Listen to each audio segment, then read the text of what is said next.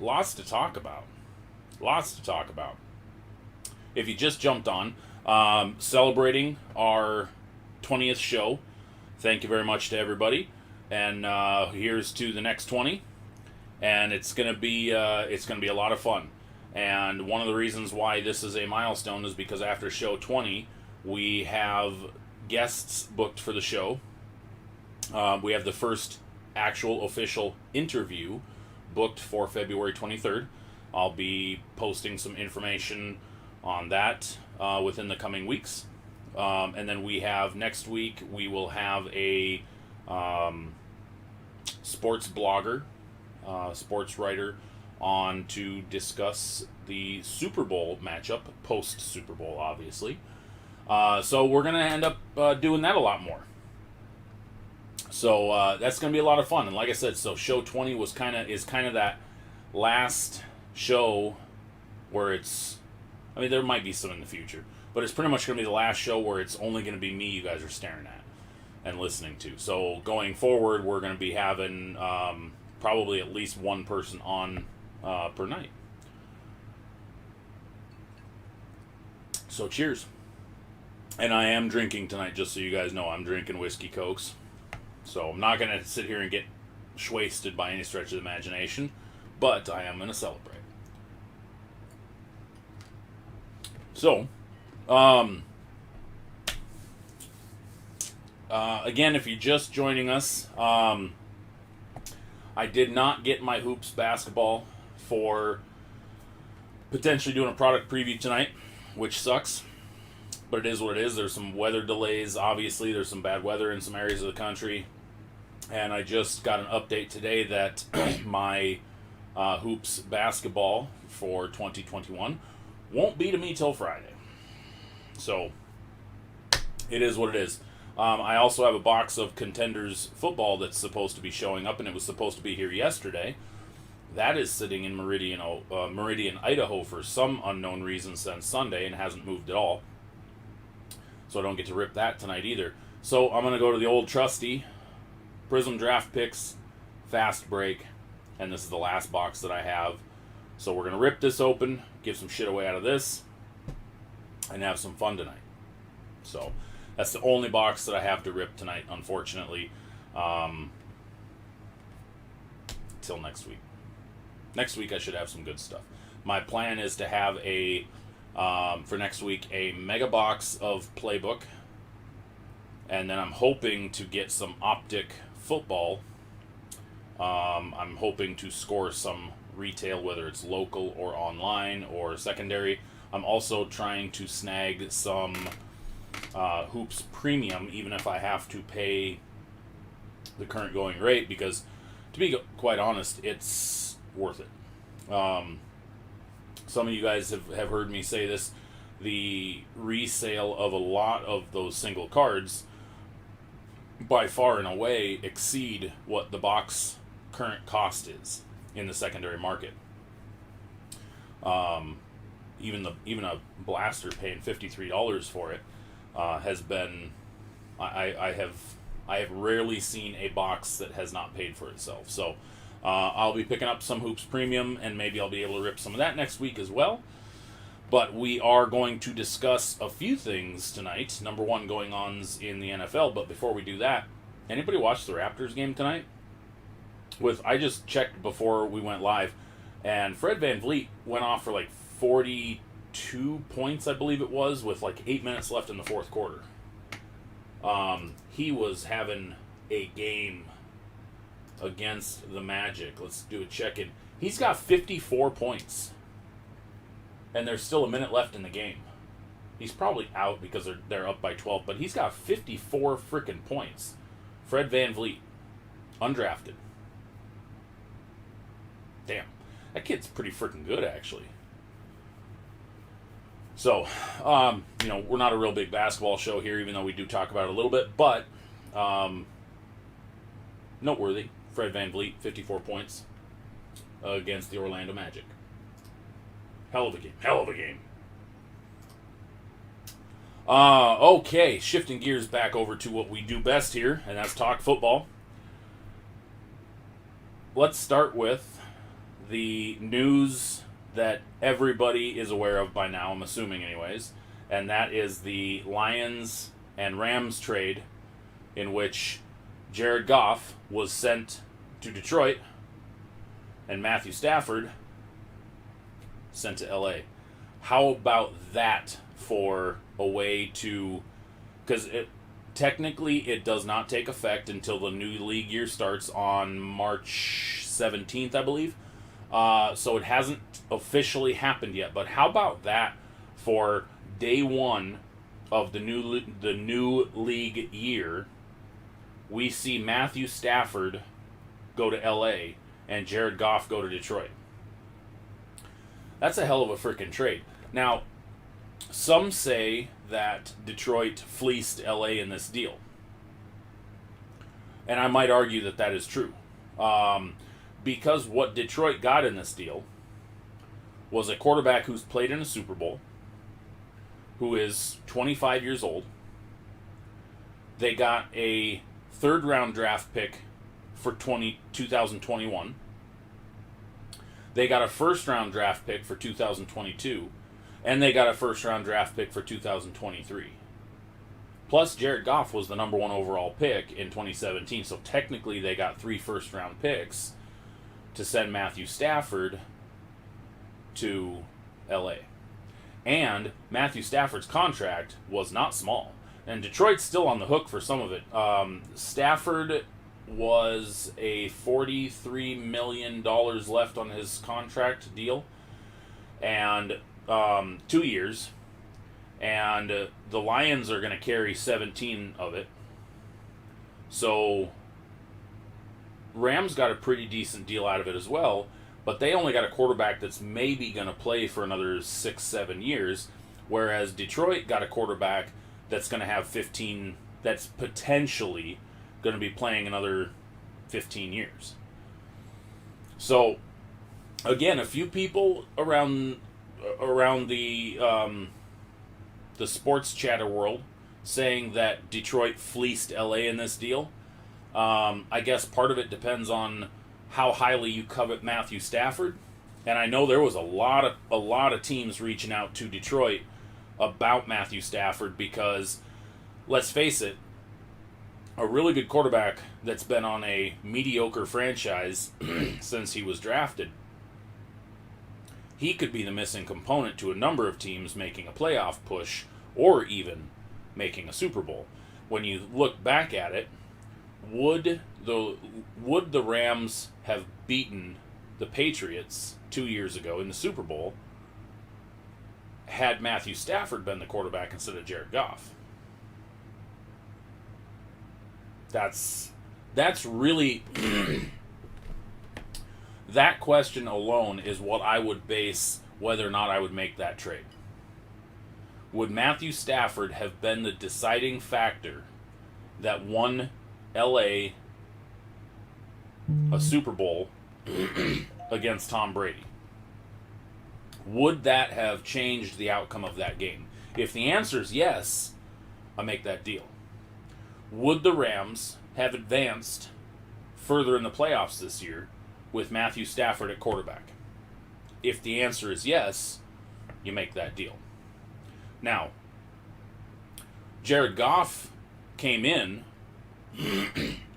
because John Wolford could not play and won their first playoff game this year. The fact that Jared Goff had played 90% of the season and essentially, I wouldn't say benched, but he got hurt and he was healthy enough to be the backup for Wolford and then came in and won the game. Why wasn't he starting? So if you're really digging into this, the writing was on the wall already. Jared Goff was gone.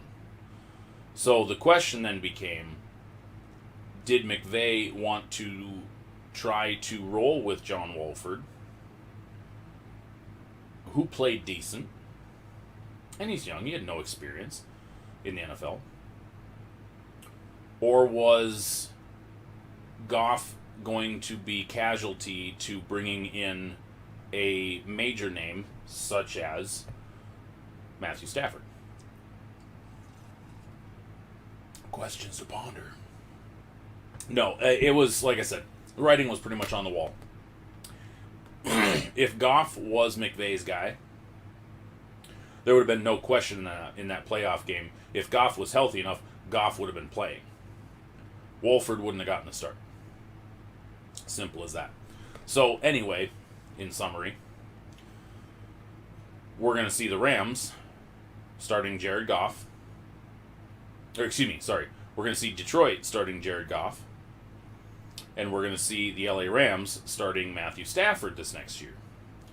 And essentially, the Rams don't have a first-round pick for the next 3 years. So their next first-round draft pick, unless they make another trade to get something back, their next first-round pick isn't going to be made until 2024. Is it going to hinder them? Maybe. Now, the next question is, and I asked this on Twitter, who's going to be the next quarterback traded? There's a lot of veteran names being talked about it, one of which being, obviously, Deshaun Watson, who has expressed his desire to get out of Houston. We've covered this the last 2 shows, and I'm not going to sit here and beat a dead horse. But Deshaun Watson wants out. Nick Caserio, the new GM, and their new head coach as well, both came out and said, we have no intention of trading Deshaun Watson. Now, I get it. That's a complete PR move. You don't come out here and say, we're doing everything we can to trade this jackass. We don't want him on the squad anymore, blah, blah. You don't go out and say that. Just in case you can't get a deal done, you don't want to make the situation any worse than it already is. So you go out and you play the political game. No, we're not going to trade him. No, we're not going to do this. We want him here. We want to.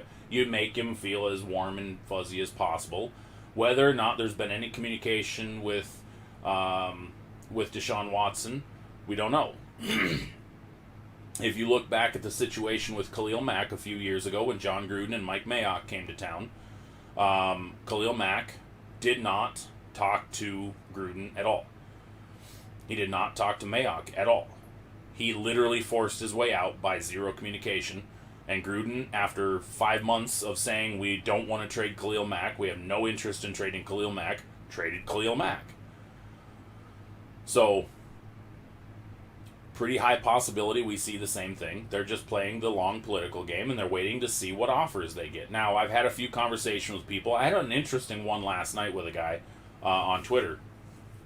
And you can actually go back through my thread and find this last night. The amount of picks that somebody's probably going to have to give up for Deshaun Watson, just to me, I struggle wrapping my head around it.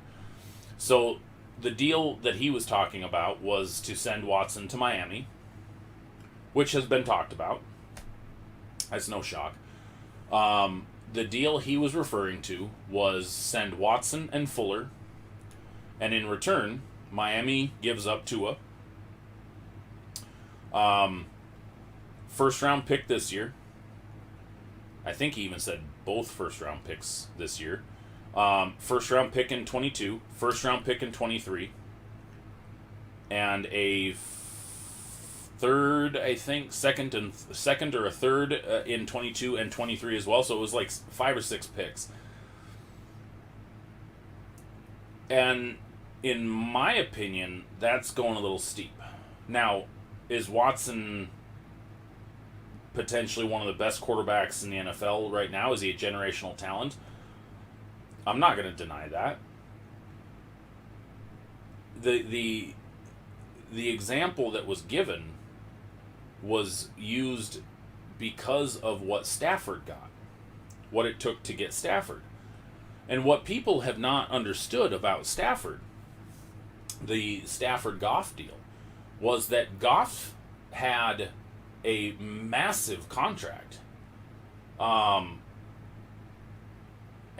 one of the reasons why the Rams sent at least one, if not both first-round picks, was because of the amount of contract the Lions had to absorb to take Goff off their hands and to give up Stafford. Because I mentioned it before. The Lions are still on the hook for $17 million for Stafford. They can't get out of that. Detroit's also inheriting 4-year, $106 million of Goff's contract. You don't think that's worth a couple first rounders?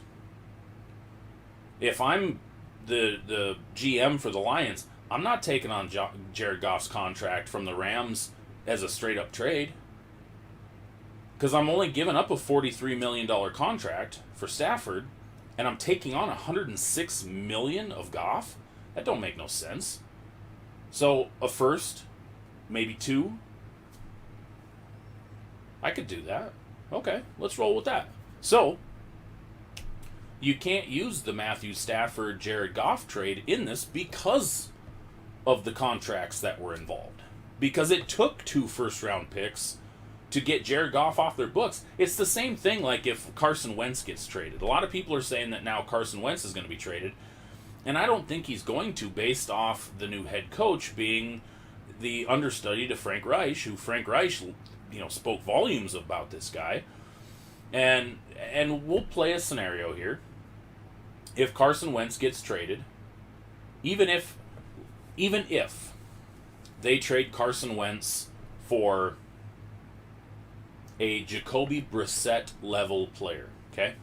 And I use Jacoby Brissett as a guy who was supplanted as the starting quarterback, and he's going to be a free agent type of guy that a team is probably going to let the guy walk, okay? So he's not a big money contract quarterback, right?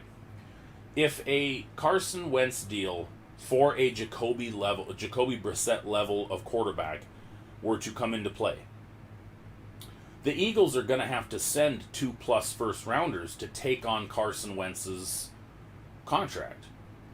And it's going to look like they're sending Carson Wentz and 2 first round picks for said Jacoby Brissett level of quarterback. And it's going to look really bad on paper. But in fact, what they're doing is they're giving the first round draft picks to the team that Carson's going to absorb the massive cap hit, to absorb the massive contract. So, again, let's not focus on what Stafford got, because he didn't get 2 first round picks in the trade. The Lions got Jared Goff with a massive contract, and they got 2 first round picks to make up for the massive contract. Okay? So, now the question lingers. If the Texans and Dolphins make a massive blockbuster deal to exchange Tua and Watson, which has been talked about by numerous media outlets, the Texans would be getting back a first-round quarterback that is 22, 23 years old with a very low salary cap number. And I get that the Texans want the world for Deshaun Watson because he's that good. But if a team is going to give up 4 or 5 first-round picks, personally, I think that would be foolish. They don't need to. Because not only are they giving up Tua, not only are they getting Deshaun Watson, but they're also taking on a massive contract, because Deshaun Watson's got a very large contract number. So, back to what I was talking about. Deshaun Watson, I could see 3 first-rounders. I can't see going any more than that, especially if Tua's involved. So, other quarterbacks that could potentially be on the move in a trade coming up very soon would be Derek Carr. Has been talked about it with the Chicago Bears. I know a lot of people are not in favor of this trade, and a lot of people don't think that this trade is even going to be taking place.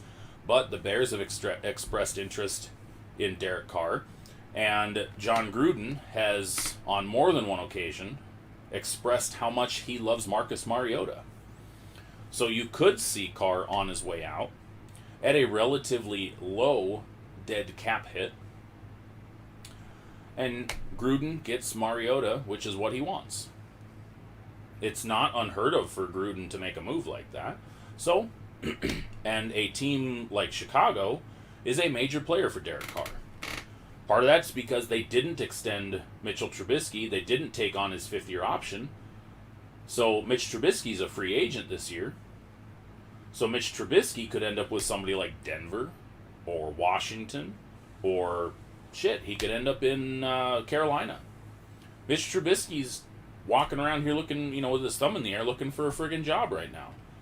And he'll get one. He's not going to sign a mega deal. Most likely he'll sign a one-year prove-it deal. Or maybe even a 2-year. He'll sign a Marcus Mariota type of deal where it was 2 years and $14 million, something like that. I could see Trubisky signing something like that. He's not going to sign some blockbuster free agent deal like Nick Foles did. But he's going to get signed. And he's going to get signed on a team that he can compete for a starting job. So like I said, he's going to end up, in a Carolina or a Denver or a Washington situation. And it might not happen until after the draft. He might spend the next 3 months, in the soup kitchen. It could happen. So, but I would expect Derek Carr on the trade block. Carson Wentz is another one that's been in talks, and I don't necessarily believe that Carson Wentz is going to get traded. And again, Cesario, I don't think has any desire to trade him. I think he wants to see if they can fix him, because he's a product of Frank Reich, and Cesario was Frank Reich's right-hand man. Another quarterback that I don't believe is going to be on the move this year is Matt Ryan. Arthur Brown has spoken very highly of Matt Ryan since signing on as the head coach for the Falcons. A lot of people were speculating that Matt Ryan was going to be on the move after this last year, and that Atlanta was going to use their number 4 overall pick and draft somebody like a Justin Fields, because he'll be available at number 4. The Jets are not trading Sam Darnold. I do not believe for a second that Robert Saleh is going to get rid of a young, talented, strong-armed quarterback in his first year, especially with a low cap number. Sam Darnold is going to get at least one more year with the Jets before Saleh decides to move on or draft or trade for a bigger name. With Saleh, especially with Saleh being a defensive head coach and bringing on Mike Matt LaFleur, head coach of the Green Bay Packers, younger brother. Mike LaFleur was the offensive coordinator for San Fran. And I fully believe that LaFleur has a sweet tooth for Sam Darnold, and that Sam Darnold is going to look really, really good next year. He's going to look shades of 2019 Sam Darnold. Actually, 2018 Sam Darnold, where we all had the high expectations for the kid. So, I'm going to get some comments here real quick. I'm going to be out of screen for a second because I can't see the screen. Rams gave up a bunch. Yes, they did, Taylor. Rams lose that deal. Love Stafford, but their offense isn't styled for Stafford. No big play, deep guys. David, I don't know if I would agree with that. Cooper Kupp is a big play, deep guy, and so is Robert Woods. Robert Woods is a fantastic receiver, and if they bring back Woods, I think he's got 1 year left on his deal, and Kupp, as long as he can stay healthy. But Woods is a game changer. He is a field stretcher. He's a big play guy. I don't see any reason why Stafford can't take Kupp and Woods to the next level. And then Van Jefferson started to come on late in the season, and I think that kid is talented. If the Rams had a first-round pick, which they didn't anyways going into this year because they traded out of their way before, but what the Rams need to do is they really should take a flyer on a big-name first-round or a big-name free agent wide receiver, because we've got 14, 16 free agent wide receivers this year. If I'm the Rams and I have Kupp and I have Woods and I have Van Jefferson and Juju does hit the market, I'm going all in on getting Juju, because I think he'd be a great fit in that offense. I don't believe he's a game changer, but I think he'd be a great fit in that offense. Rams need depth, not more big money players. I would agree they do need depth. They have struggled with their depth, except on defense. They've actually got pretty good defense. They've actually got pretty good depth in the front seven. Their secondary is where they really need the depth.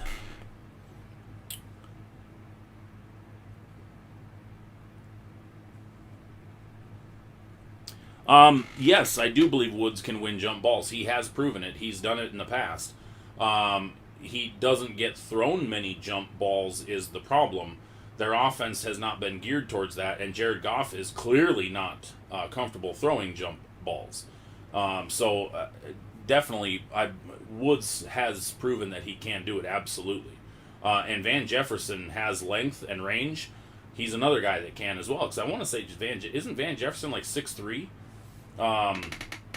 Not quite a Megatron stature, but if I remember right, isn't he a pretty big dude though?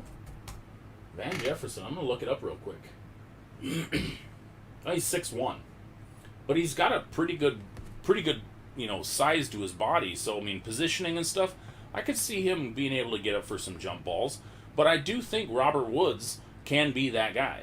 Robert Woods has gone up for jump balls, but like I said, Jared Goff is not comfortable throwing jump balls. He really is not.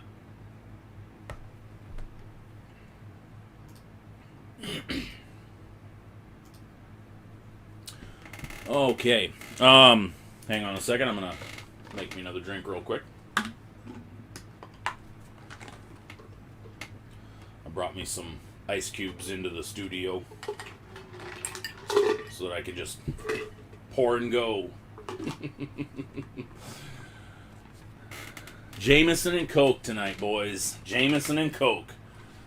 We're celebrating 20, and we're celebrating 20 more, and we're celebrating moving forward with the show. And we start at the end of this month. We start with the plans for the remodel and the addition and the studio, and it's exciting. It is exciting.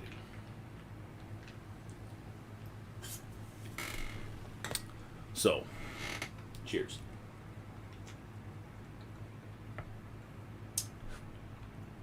Told your wife about the winery. Absolutely, Taylor. Go take her down there. Go check it out. It's not far from you guys. It's just south. If you head south on Meridian, go down to 264th, I believe it is, and take a left on 264th. You'll drive right in front of it. Really nice looking place, and the wine is fantastic.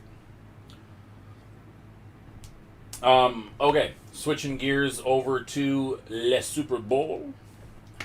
We have I didn't want to talk about it too much last week because I didn't want to beat a dead horse this week. So, we're going to get into it a little bit now, and then we're going to do some recap next week when I have a guest on the show to talk a little sports next week. So, it's obviously no secret we're a week after the conference championship games decided who was going to the Super Bowl, but we have the Tampa Bay Gronkaneers against the Patty Chiefs. A Super Bowl that some predicted. Most, I think, were eyeing Rodgers and the Packers. So it would have been the State Farm Bowl, which would have been that actually kind of would have been funny to watch.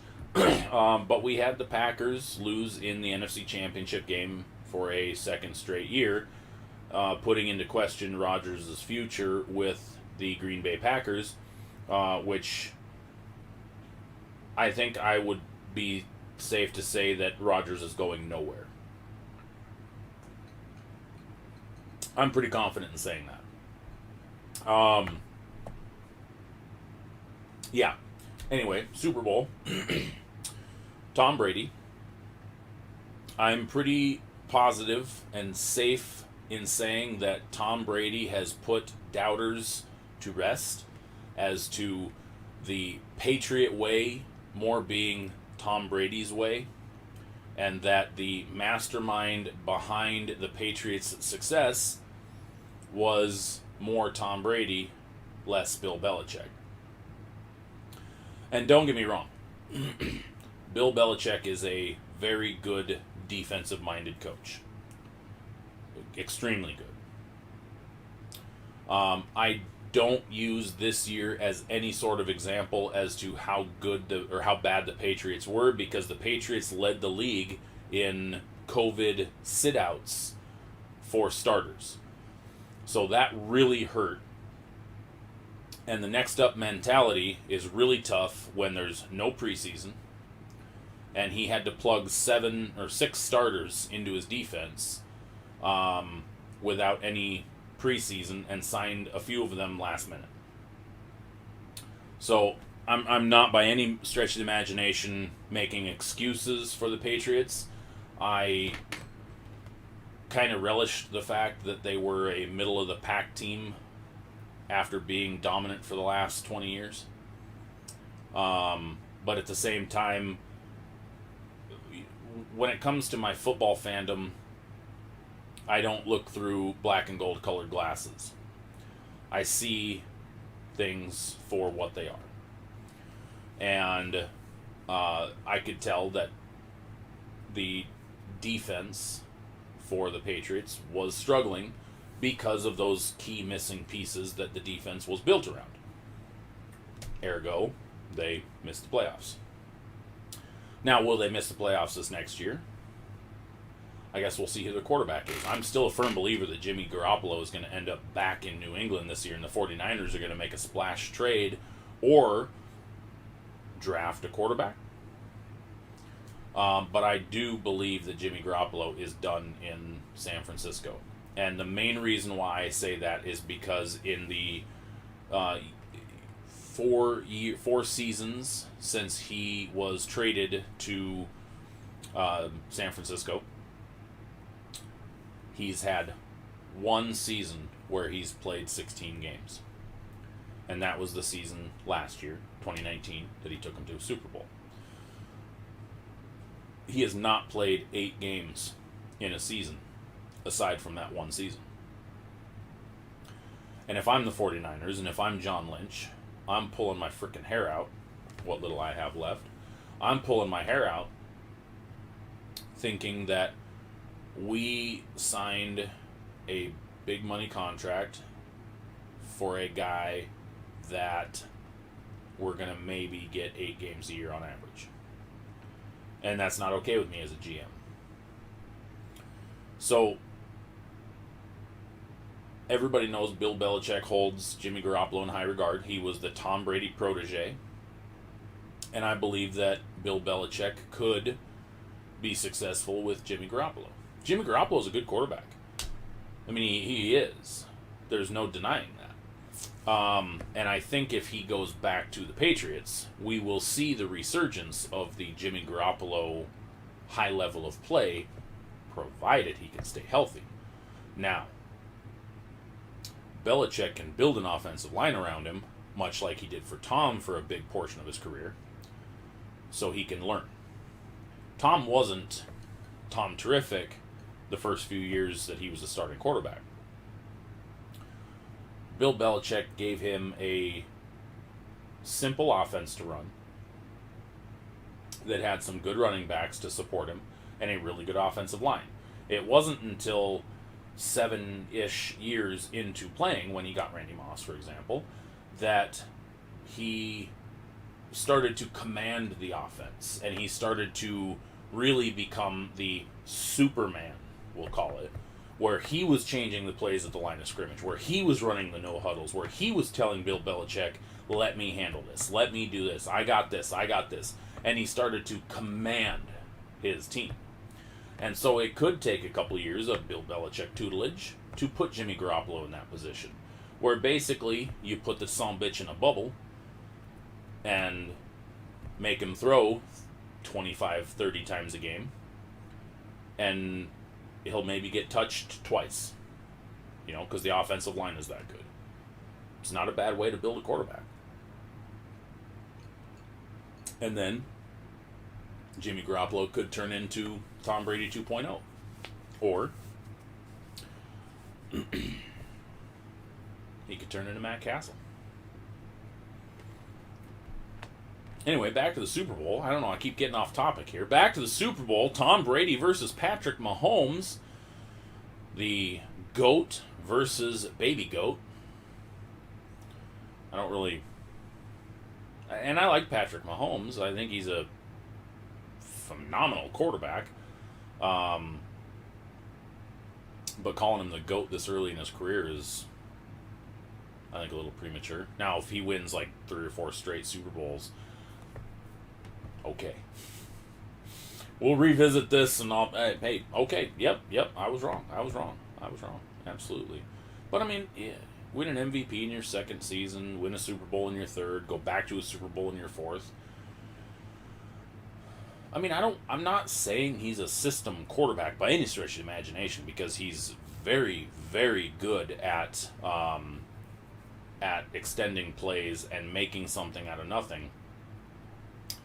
But I just, personally, I believe that he is in a great system for his skill set, and he has the perfect weapons around him for, again, his skill set. And had Mitch Trubisky been drafted to the Chiefs and Mahomes had been drafted to the Bears, I honestly believe that Patrick Mahomes would have struggled just as bad with the Bears. And part of that's because they had shit weapons and they had shit coaching. Sorry. But now, will this Super Bowl hurt Tom Brady's legacy if he loses? Or will it solidify his legacy if he wins? Personally, I don't believe it frickin' matters either way. Tom Brady's won 6 dang Super Bowls. His legacy's not going... It's not like if he loses this Super Bowl, he's not going to make the Hall of Fame. He's the winningest quarterback in NFL history. He's the second oldest quarterback to start in a Super Bowl, which I believe the oldest was, I think I just heard this the other day, George Blanda was like 46 when he started a Super Bowl back in like the 1700s, whatever it was. But Tom Brady's not, his legacy's not going to get hurt. You can't hurt his legacy at all at this point, because his gaudy numbers that he's put up throughout his career softens that blow. He ain't going anywhere. He could play for another 3 years, be the worst quarterback in the NFL his last season, and he still goes to the Hall of Fame. His rookie cards are still going to be going for massive dollars. He'll still be a first ballot Hall of Famer, and he'll probably have another ring before that. Bruce Arians said it best. I just let Tom coach. I let Tom do what Tom does. Tom's a good, very good field general. And he's proven that. I mean, if anybody would have... When Jameis Winston threw his last interception, 30th of last year, by the way, 2019. When Jameis Winston threw his 30th interception of the 2019 season,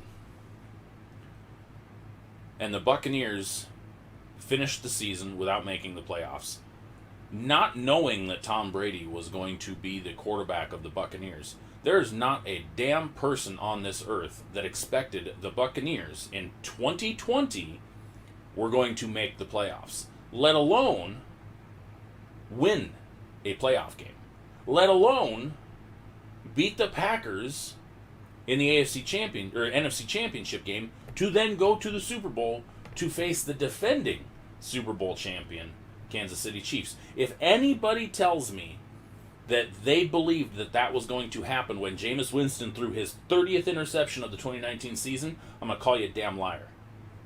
You're full of shit. And all it took was signing Tom Brady. Because then came Gronk. Then came a trade for Leonard Fournette. And then came Antonio Brown. Key pieces that took them on their way to a Super Bowl champion, or to a Super Bowl berth.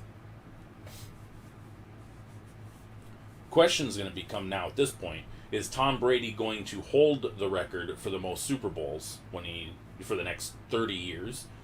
He's going to have the most Super Bowl championships by an individual player. He's going to have the most Super Bowl appearances by an individual player. Probably have the most winning seasons by an individual player. Most wins by an individual player. Drew Brees retired this year, so he'll have most touchdowns by an individual player because Tom Brady is coming back again next year. He's made it very clear. How many of his records will be untouchable? Will a Patrick Mahomes pass him? Will a Justin Fields pass him? Will a Justin Herbert surpass them? Will a Joe Burrow surpass them? Could Kyler Murray still surpass them? There's a lot of talent in the NFL. We were talking about this quarterback saturation point. A lot of people are sitting here down on Justin Herbert because he has to play Patrick Mahomes twice a year. Okay? Justin Herbert will never be a champion because he's got to play Patrick Mahomes twice a year. Not going to happen. You know how stupid that sounds? That's 2 games out of 16. It's going to turn into 17 games here next year, I believe, by the sounds of it. 2 games. Okay? Chargers could literally go 15-2 or 14-2, depending on if we're still 16s or 17s.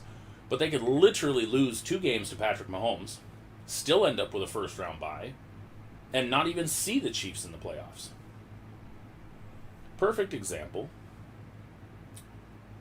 Ben Roethlisberger with the Steelers, Tom Brady with the Patriots. Everybody knows that Tom Brady was the Steelers' kryptonite throughout from 2000 to now. Okay? But in that amount of time, the Steelers saw 3 Super Bowls. Now, if you don't think that the same thing could happen with Justin Herbert, you're high. Justin Herbert could easily walk right into the Super Bowl without ever having to face Patrick Mahomes in the playoffs. Justin Herbert could easily play Patrick Mahomes in the playoffs, and the Chargers could win. It is doable. So, I'm not saying that Justin Herbert is going to surpass Patrick Mahomes, nor am I saying that the Chargers are going to supplant the Chiefs as ruling the AFC West. But for anybody to say that Justin Herbert will not be successful because of one team is foolish. Now, Joe Burrow, on the other hand, has a harder road. Joe Burrow's upside is way lower than Justin Herbert. Justin Herbert has to beat one team with a okay defense. The other 2 teams aren't competing for the division right now. Okay? The Bengals have to face 3 division contenders, 3 conference contenders, 3 playoff contenders. Joe Burrow? Fucked. Not for success individual accolades, but he sure as hell is not going to be winning divisions anytime soon. And Roethlisberger's only got 1 year left. I doubt he's going to play in 2022. I really doubt it. They'll move on from him and he'll retire. And the Steelers will do what the Steelers do, and they'll probably draft another quarterback. Maybe they'll go a year before they do, and they'll get a high pick. I doubt it, because the last time that they had a pick in the top 10 was when they drafted. Actually, that wasn't even top 10. That was 13. Roethlisberger went 13th overall. So they could draft a quarterback in the end of a first round and potentially... Take this year, for example. There's 5 or 6 quarterbacks that people are talking about with potential first-round grades. Last year is a perfect example as well. And we talked about it right here on this dang show. We had 7 quarterbacks that they were talking about potential first-round grades. And we had guys like Eason and Jake Fromm and Jalen Hurts all fall out of the first round. Why? Nobody was going to spend a first-round pick on those guys. Russell Wilson came in the 4th round. Dak Prescott came in the 4th round. You don't need a first-round quarterback or a top 10 quarterback to be the franchise. So, Steelers draft, they could draft a Trey Lance or a Mac Jones in the end of the first this year even, and sit him behind Roethlisberger next year. And then all of a sudden the Steelers have a young quarterback just like everybody else in the AFC North. And then what? You have Lamar Jackson, you have Joe Burrow, you have Baker Mayfield. I almost said Johnny Manziel. Baker Mayfield, and then a XYZ player. Young first-round pick. And then we'd have 4 first-round picks in the AFC North. And then you roll over to the AFC West, and you have Patrick Mahomes in the first round. You have Joe Burrow Justin Herbert in the first round. If the Raiders are rolling with Marcus Mariota, he's a first-round draft pick.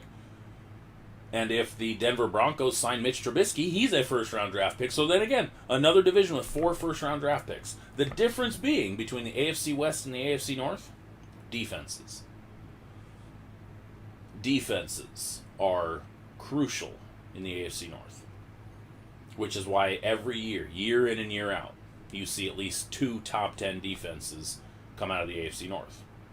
And I mean in the NFL. I'm not talking in the AFC North. I'm talking in the NFL. Not in the AFC, in the NFL. 32 teams. You see 2 minimum top 10 defenses come out of the AFC North. So you're not seeing Justin Herbert play against 2 other top 10 defenses.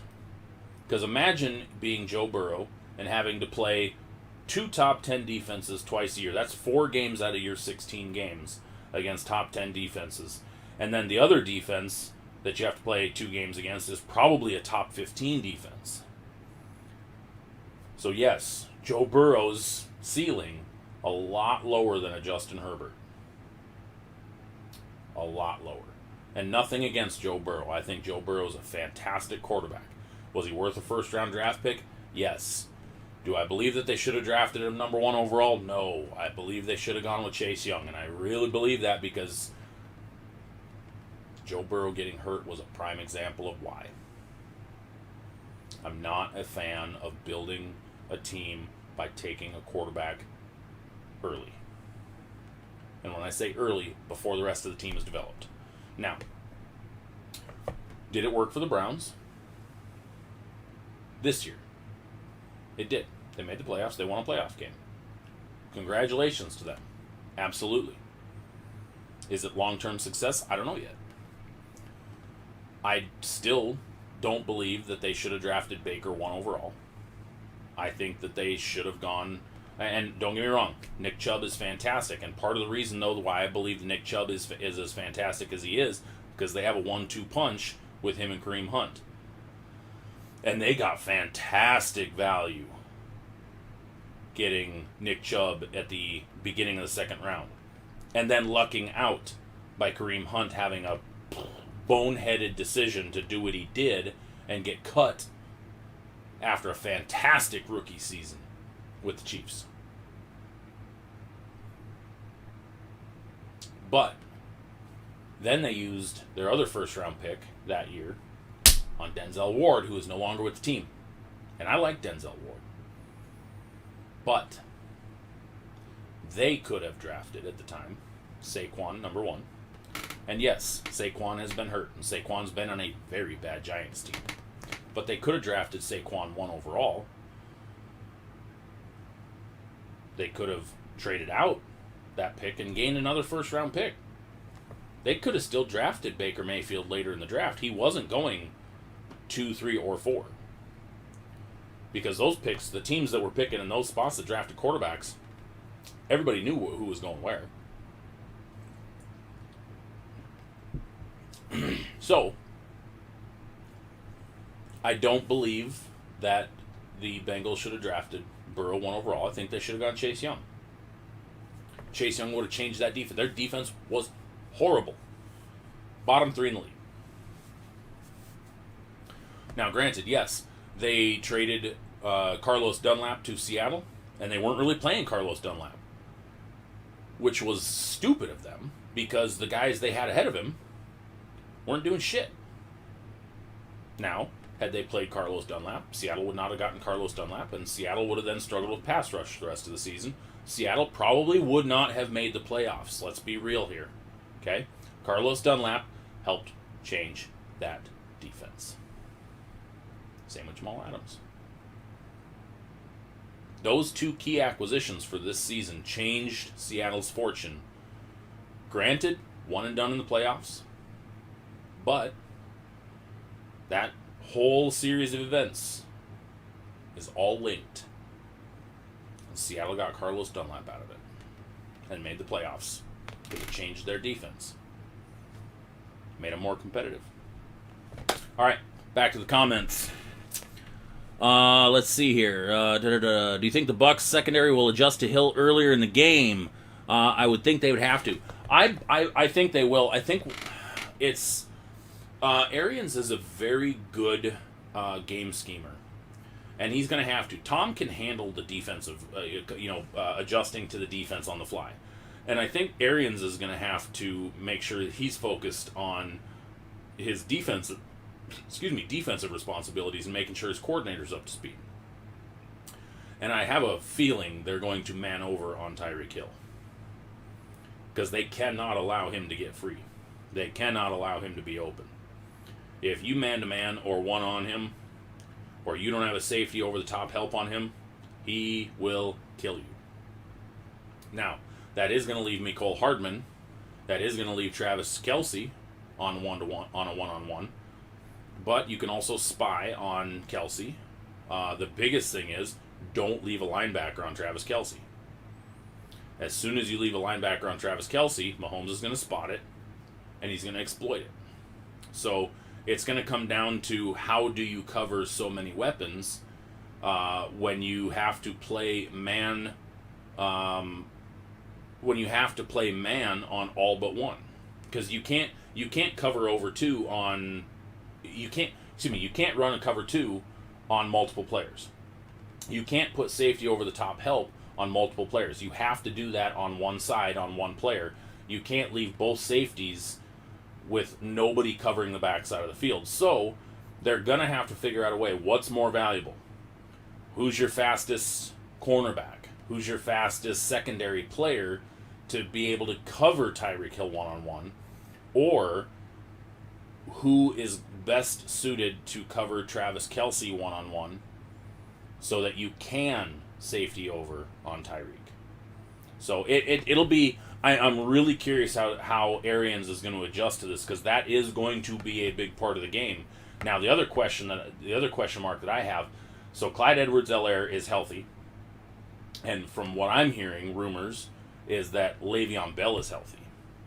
Now you're going to have two healthy running backs who we have not seen operate healthy, up to speed, and ready to go.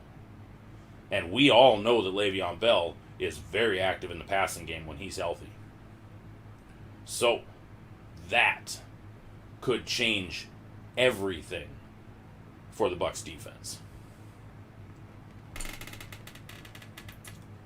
Double Hill and Kelce, rush four guys, man up on the other four. That's dangerous, though, because if you double up both of them, though, you're leaving your backside exposed, and Mecole Hardman's fast, too. And Le'Veon Bell's no slouch. I mean, they could run running back flies, and there'd be no safety help.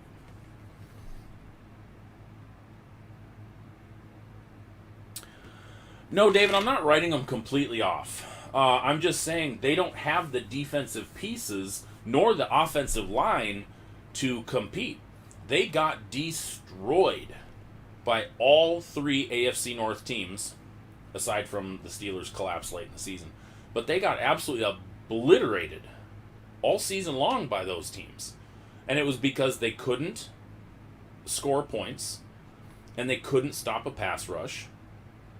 And that's two problems in the AFC North. If you can't stop a pass rush in the AFC North, you're screwed. And I'm not saying that I'm writing them off, but they're not going to be a playoff caliber team next year. There's too many holes. Now, they could go out and they could sign free agents, make splash trades. They don't have enough draft picks to high enough draft picks to get enough high level caliber players to fill those holes, especially at the offensive line. They could literally draft offensive line first, second, third picks that they have, and they're still going to struggle because it's going to take a little while for those players to adjust, because not every offensive lineman coming out of the draft is Tristan Wirfs. So I'm not saying that I'm writing them off, but this next year is not going to be their year. And I don't believe that any year in the next several years is going to be their year until we start seeing a decline from the Ravens, the Steelers, or the Browns. And quite frankly, I don't see that happening until Nick Chubb and Kareem Hunt start to fall apart. It remains to be seen who the next Steelers quarterback is going to be, whether it's Mason Rudolph or whether they draft a quarterback or I doubt they're going to trade for. I just don't think they're going to, or sign a free agent. But then also how Baltimore adjusts. Now, Baltimore let Mark Ingram walk after the season ended because they were fully confident in Gus Edwards and J.K. Dobbins. And J.K. Dobbins is a damn stud, and they just drafted him this past year. If you haven't watched J.K. Dobbins, that is a guy now that has me worried. As a Steelers fan in the AFC North, that's a guy that I'm going, shit, we got to play against this kid for the next 10 years. This sucks. He's a hell of a running back. Right now, the Bengals don't even have a running back. They don't have... What do they have? They have a declining A.J. Green, who has spent the majority of his career hurt. They don't have Tyler Eifert anymore, who spent the majority of his career hurt. They had John Ross, who has spent the majority of his young career hurt, who was very talented, by the way. T. Higgins they drafted this year, who looked very promising. He looked like a second coming of A.J. Green, but until he plays a couple years, I'm not sold on him yet. And then Tyler Boyd. Outside of that, Mixon had flashes, but I don't think he's an all-pro caliber running back at this point. I really don't. Now, could they draft a big running back in this year's draft? Sure. They pick early. They could draft Najee Harris. Where do they draft this year? Anybody? Let me see. NFL draft order. Let's take a peek. Where do they draft 5th? 1, 2, 3, 4. Yeah, they draft 5th. And if they're smart about it, they'll draft a big offensive lineman. I really think that would be because of what happened to Joe Burrow.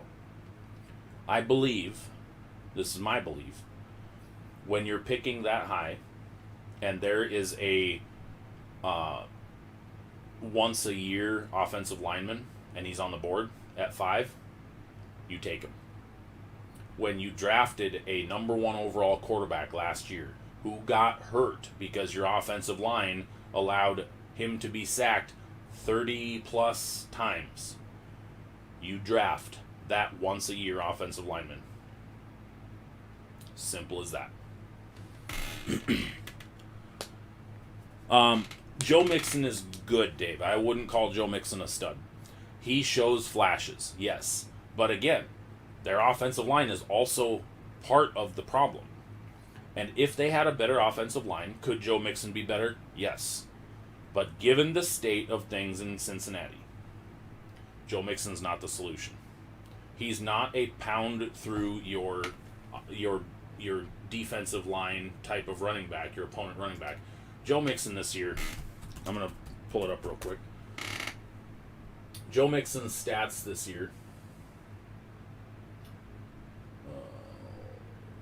Where is it? Come on, give me stats.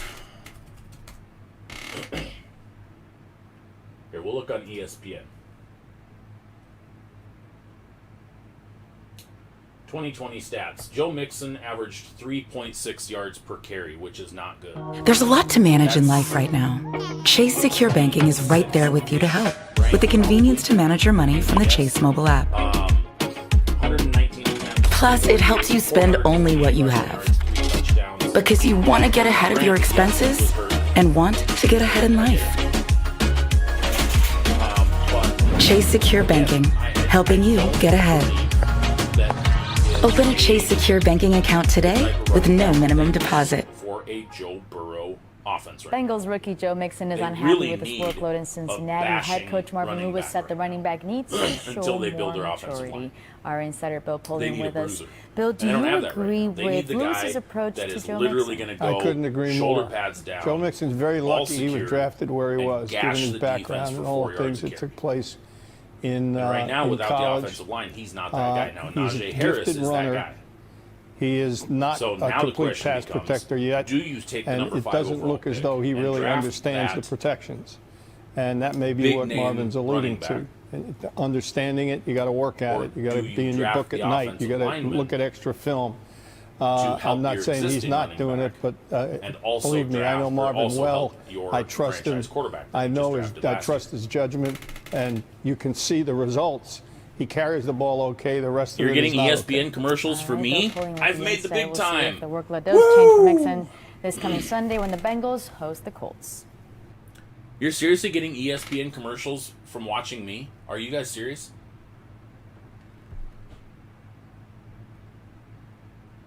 That is awesome. They jumped on with my show. There's a lot to manage in life right now. Chase Secure Banking is right there with you to help, with the convenience to manage your money from the Chase mobile app. I'll take it. Plus, it helps you spend only what you have, because you want to get ahead of your expenses and want to get ahead in Look life. at the stats. I thought maybe it was during the YouTube broadcast. Chase Secure Banking, helping you get ahead.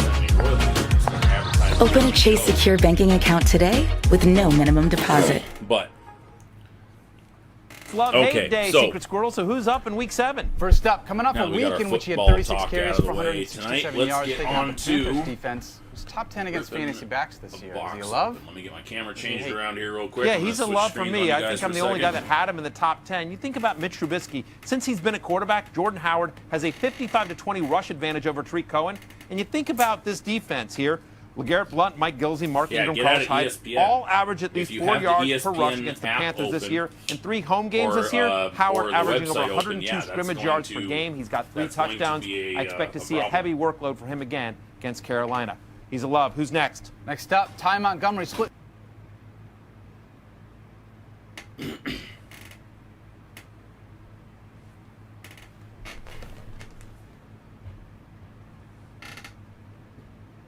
Oh wait, are you guys saying it was on mine?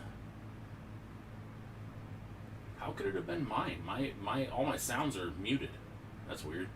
I've had ESPN open literally the entire time. That's so weird. I've had one screen open of the ESPN on the entire time. That's weird. Huh. Bizarre. All right. Yeah, definitely go check out the site. Like I said, the pop giveaway is, as I mentioned on the website, for every Funko purchase on the website, you'll get entered into the drawing for the Giannis. And the PPG, which is the pop price guide value on the Giannis right now, is about $100, $110, I think.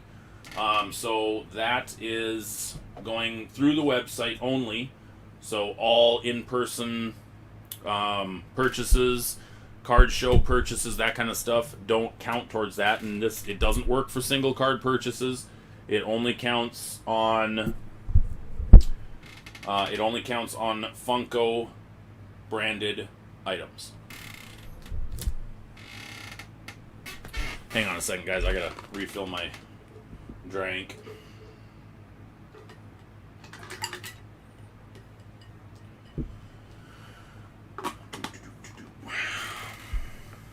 We haven't had any lagging issues, have we? Has it been good? It said that my upload issue, or my upload speeds were good.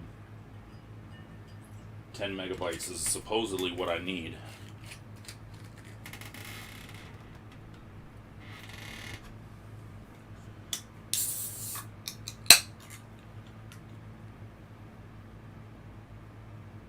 You sold your Wilson auto? Why? Now would have been the not time to do it. You'd want to wait until he has a better season ending. I just sent my my gold Wilson Kaboom back to PSA yesterday. I got to check the tracking. The label that PSA gave me to get it corrected, they gave me an overnight FedEx label, so apparently they're going to have it corrected and back to me soon. $250 for it. What? It wasn't a rookie auto, was it, David?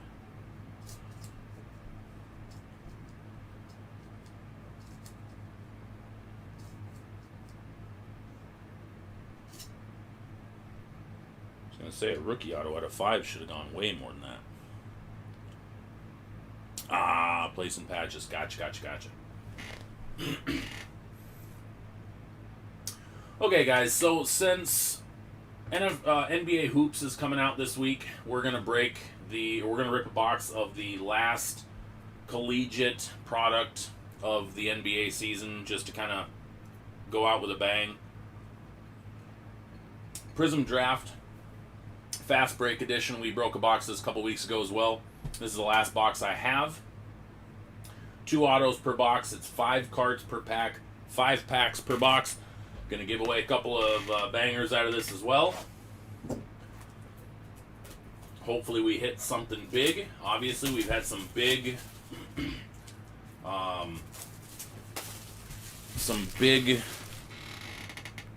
names. Hang on, I gotta change something here really quick. This is sounding weird.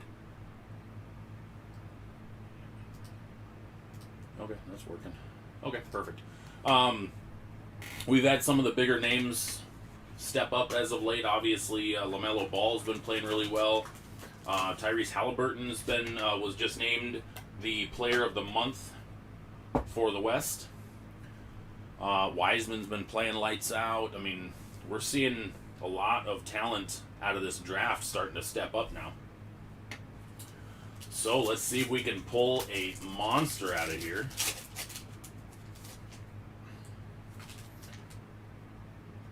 And again, since this is the fast break, this is the disco parallels of everything.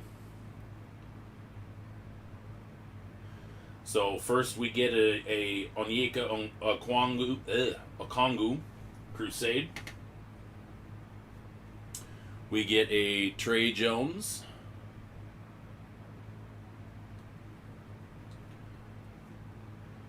Devin Dotson. We get a silver of Peyton Pritchard. And our colored for this box is number 1 overall pick, Anthony Edwards, numbered at a 125. I'm going to move this cord real quick. Yeah, Pritchard is another one that's good and getting better. Oops.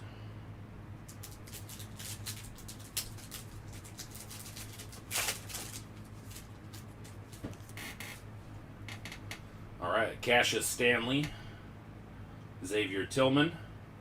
We get the Crusade of Aaron Nesmith. We get a silver of Ashton Hagens. And our color parallel is Tyrese Maxey in the blue, numbered out of 175.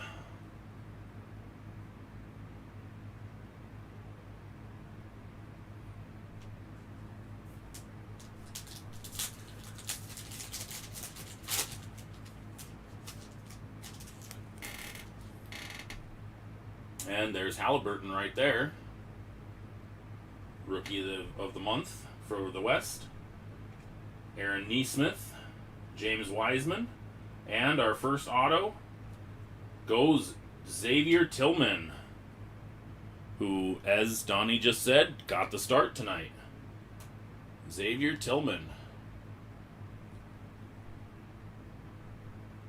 And then our color is a good one. Denny Advia, numbered out of 49. Look at that. That's a good pack. That was a really good pack. Between the Advia and the Tillman auto, yes.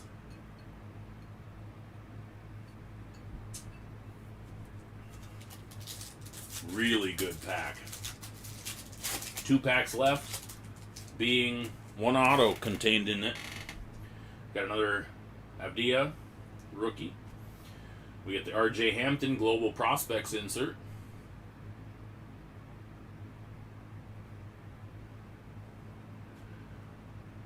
Jordan Nwora. We get Ashton Hagens Silver. Another Ashton Hagens. We got the other one earlier, so that one there. And Patrick Williams Blue. This one should be numbered out of 175. Yep, numbered out of 175. 23 of 175. Yeah, this has been a really good box overall. Holy cow. Especially when we end up with 3 of our colors were top 10 picks.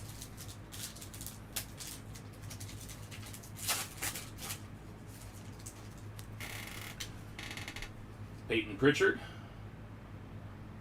Udoka, Vernon Carey, and our second auto of the box, Tyler Bay. Not a horrible pull either, although Sadiq would have been a better one for the Bay Boys. And our color for this pack, oh, not too shabby. LaMelo Ball. Numbered out of 125. 10 of 125. LaMelo Ball.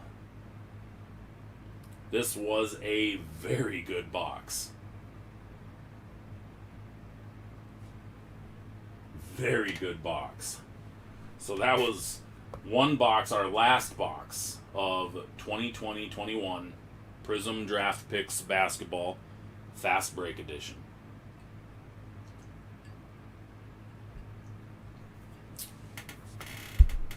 All right.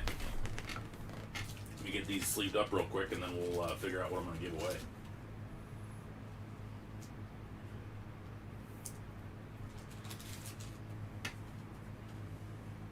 That was a fantastic box. Holy crap.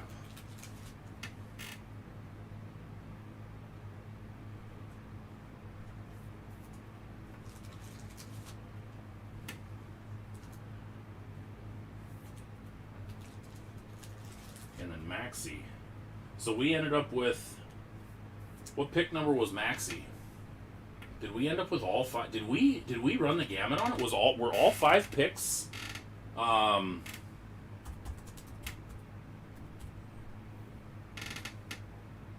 Were all 5 picks top 15?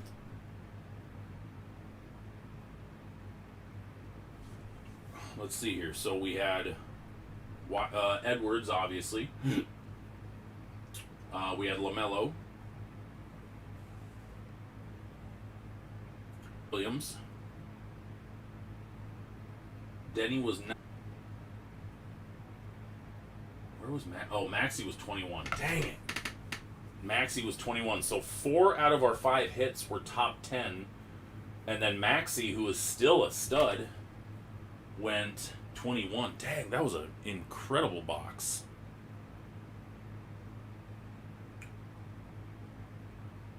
Was 21 still a lottery pick, Taylor? I thought it was top 20 was lottery.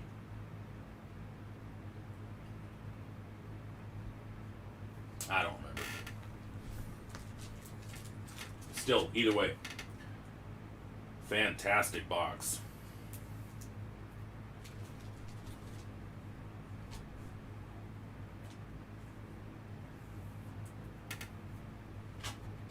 Fantastic box. All right, so we're going to give away the Tillman Auto.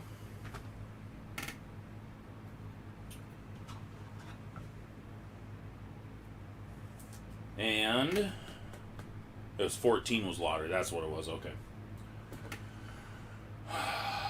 Oh boy.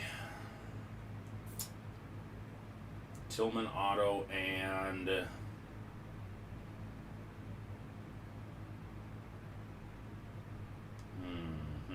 I want to give away a silver or do I want to give away a color? I'm thinking either the Pritchard Silver or the Maxi Blue.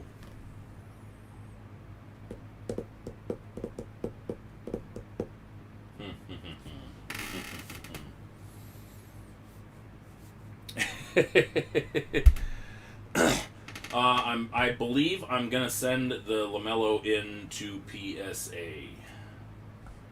I haven't looked at it really close yet. It looks centered. Edges look good. Corners look good. I do believe I'm going to send the LaMelo in because I've been kind of stashing a lot of the LaMelo stuff. Yeah, that blue UK, I think that solves it right there. So we're going to give away the Maxi because I am a fan of the color on color. So we're going to give away the Maxi Blue out of 175 and the Xavier Tillman autos. The auto, excuse me, not plural. Yeah, LaMelo is turning into a stud. So we're going to give away these two. So what I'll do is I'll give away that to the number 1 spot, that to the number 2 spot. And give me a moment so I can get these cleaned up real quick.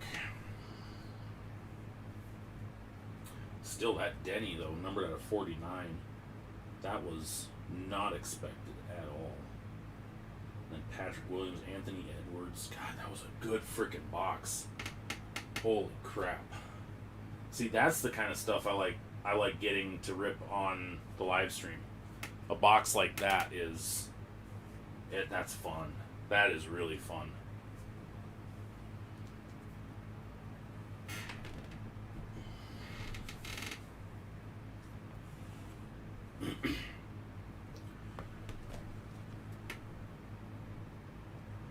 Yeah, I'm not arguing with that one bit, Donnie. Half of that for a box is a success.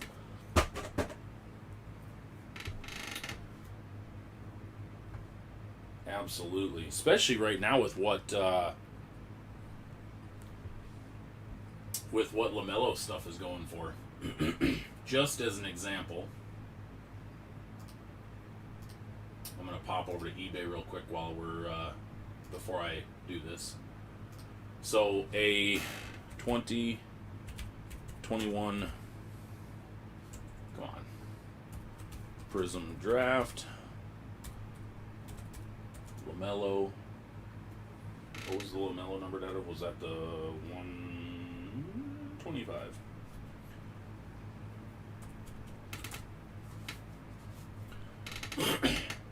People have it listed for $200. Now, I'm obviously aware that it's not going to sell for that, but Crusade out of 125 sold for 53, 88 and 79. January 24th, that same exact LaMelo sold for 92. So, yeah, I mean, if a raw is selling for 92, that should be a pretty good indicator to send that bad boy in for grading. Absolutely. Absolutely. All right. Which, by the way, speaking of grading, so I just got a couple of my cards back. These were added to the website. Dude, I love pink refractors, and the camera doesn't quite do this justice, but the Topps Chrome pinks, dude, these are so clean. I wonder if I can get, let me try something real quick. I want to see if how this looks.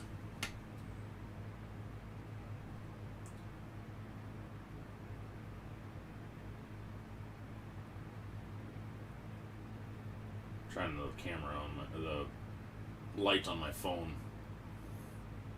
There we go. That's a good look right there. Acuna, pink refractor rookie, Gem 10. And then the Mosaic orange reactive, John Morant. Dude, these things are sick. And I just found out last night, that another sub of mine of 12 cards popped last night. And 12 out of the 12 cards of mine, 9 of them gemmed. So I'm pretty stoked about that. I'm pretty stoked about that. When you can pull 9 out of 12 cards that gem, yeah. Yep, that's pretty good. All right, you're gonna lose me for a second. Let me get. Oh, speaking of J-Rod. Oh, Taylor. By the way, I have a J-Rod coming in my next group as well. That gemmed. I'm excited to get that. It's the die cut from Bowman's Best. It's pretty badass looking. You're gonna lose me on voice or on sound for a second, so let me get it changed over. 1 second, guys.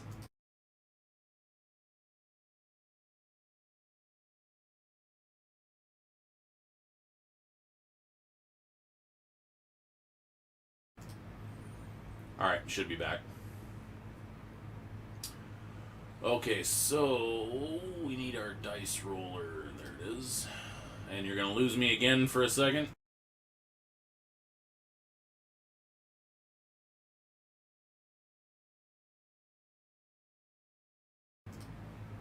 Alright, should be back. And then we need our list randomizer. Come on. Alright, type in me. Let's see who we got. Get entered into le drawing.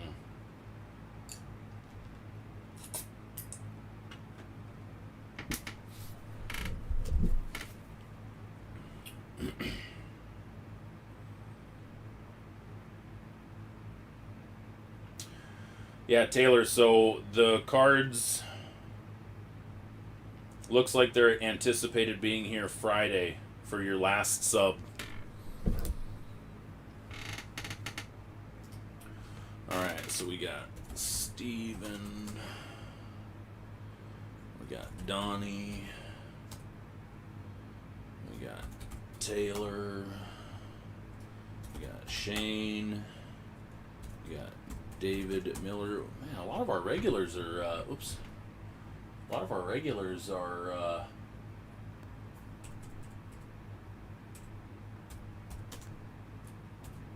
missing.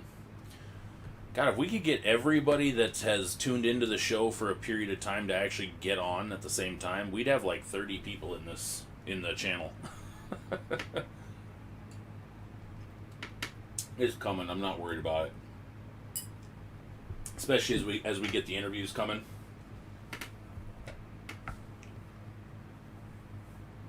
Uh, 9 of 12 on the last sub gemmed, Donnie. 9 out of 12. So it was pretty, like I said, I was pretty stoked about that. And that includes a couple of Mike Trouts, unfortunately not update rookies. But a Ja Morant Prism base rookie. God, I'm trying to remember what else was in that sub. It's actually a very good sub for me. Good cards in it.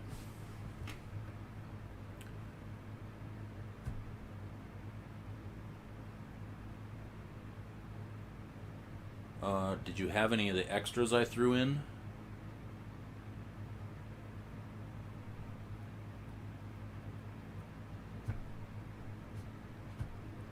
What? I don't know what you're referring to, Taylor. Did I have any of the extras you threw in? You threw into what?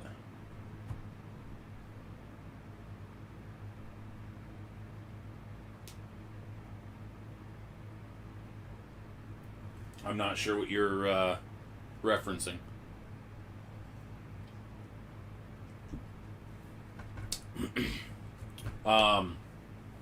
One thing I will mention while we are waiting, just in case anybody that was on earlier jumps back in. Did I? I see what you're saying. Did I have any of them? No, I did not. Not that I know of.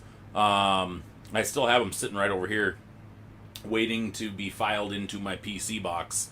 But I wanted to thank you for that Chase Claypool orange. That thing's badass. I'll just show everybody.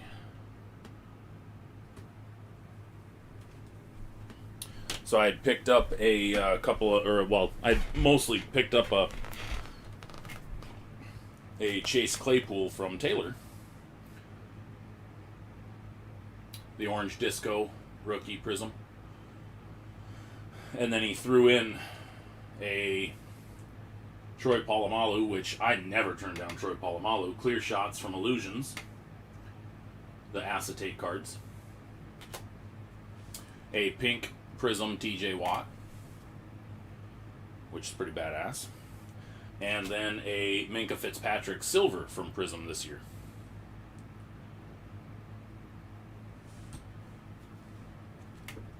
So, I appreciate that, Taylor. Thank you for the extras. Absolutely awesome.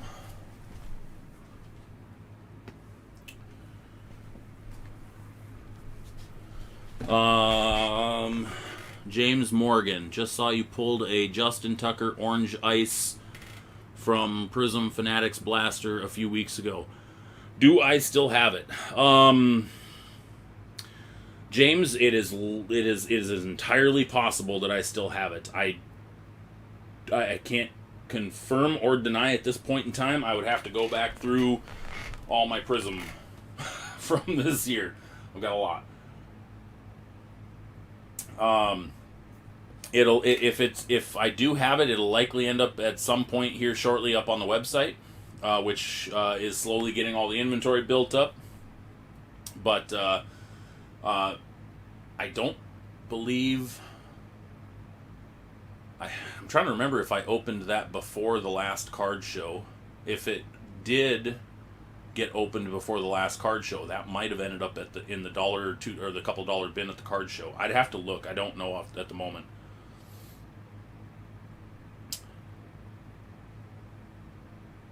Do you follow me on social media, James? If you follow me on Twitter, message me on Twitter. Or Instagram or Facebook, for that matter. I don't give a crap. But I would have to dig. I've got quite a few boxes of 2020 stuff that I would have to dig through to see. Most of the stuff just kind of gets stashed if it doesn't get thrown in the $1, $2 type bins for the card shows.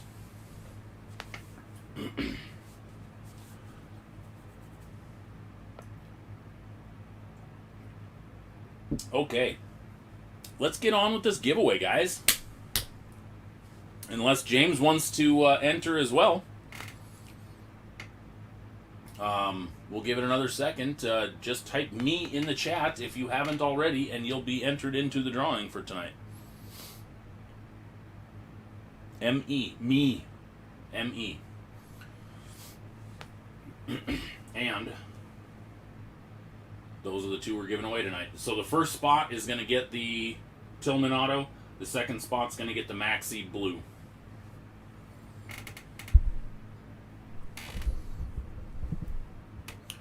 We're going to give it another second, and then we're going to get cracking on... There you go. Officially, welcome to the show, James, and welcome to the drawing. All right, so the way we do it, we're going to roll le dice. 4. Okay. So we're going to randomize the list 4 times. And the number 1 spot will win the Xavier Tillman, and the number 2 spot will win the Tyrese Maxey. Good luck, everybody. Here we go. 1, 2, 3, 4th and final time. Good luck again. And your winners are...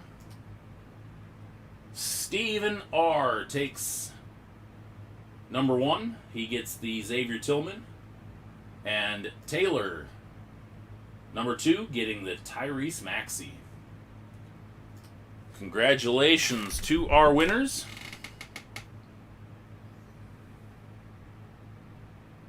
Snap pictures of that real quick so I know who won what, and I got documents. Boom. Congratulations, winners.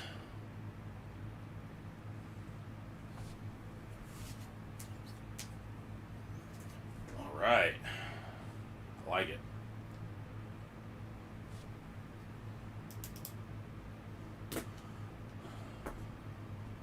You know what I completely forgot?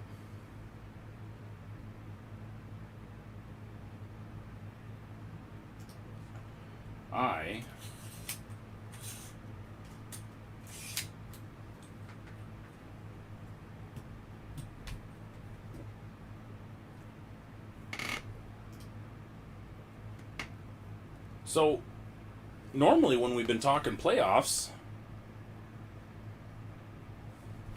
I was mentioning what station and times and everything. So Super Bowl's this weekend, and they put it on CBS this year. So, which they have for quite a few years in the past. So if you did not know, CBS, and you can stream it on CBS Sports app as well. So just so you know, you can stream the Super Bowl on the CBS app. And this year, like most years, it's 3:30 p.m. Eastern time, 3:30 p.m. Pacific time, 6:30 Eastern time. So make sure you tune in for that. Next year, I'm going to try to plan a pregame show, with the show taking off and getting bigger next year, with our interviews. And this probably by next year, this time, I will probably switch this platform over to during the day. And we'll also have the podcast going. I'm hoping to have the podcast going by the end of this month. If not, it'll be March, worst case scenario. But it'll all get going. But this show next year, I'm going to try to get this. I'm going to try to do a pregame show, and we'll have some fun with a pregame show. Maybe try to see if I can stream some. Oh man, if I can stream Madden, I suck at Madden, and I will let somebody demolish me on stream. Yeah. So, but anyway, thanks for hanging out tonight, guys. Episode 20. This was again our turning point in show history. We have a lot coming up, a lot to look forward to over the next couple months, and I'm going to pour myself another goddamn drink. Because show 20, if you guys have a drink with you,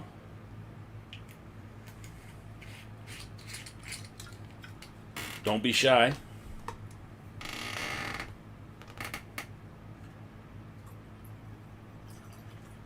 If you got a drink,